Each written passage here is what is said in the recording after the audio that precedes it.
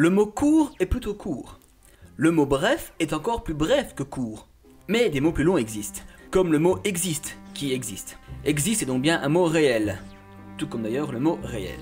Et tous deux sont des mots connus, tout comme d'autres mots sont connus, par exemple tout bêtement le mot connu, puisque tout le monde connaît, c'est bien vu. Le mot vu d'ailleurs que vous voyez apparaître est vu, puisque sur cet écran il est apparu, et le mot apparu est également apparu. Ça ne fonctionne qu'à l'écrit, bien entendu. Mais vous avez bien entendu le mot entendu quand ils sont dits de façon compréhensible. Les mots dits, entendus, compris et audibles viennent d'être dits, entendus, sont donc compris car audibles. À la base, mot est bien un mot traduisible et écrivable. Ces mots traduits en anglais s'écrivent word, translatable et véritable.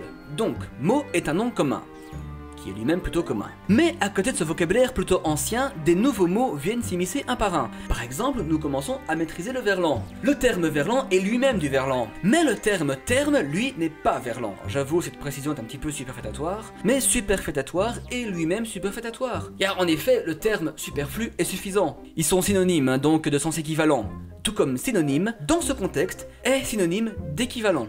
Bien, ces mots font partie des mots dits autologiques, qui sont opposés aux mots dits hétérologiques. Quelques exemples hétérologiques donnés en vrac: vertical écrit à l'horizontale, long qui est plus court que court, anglais est un mot français, monosyllabique est en fait polysyllabique, et un de mes petits préférés, dysorthographié.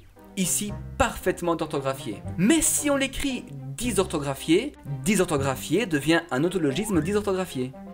Mais le mot hétérologique est-il autologique? Si hétérologique est autologique, alors hétérologique est hétérologique.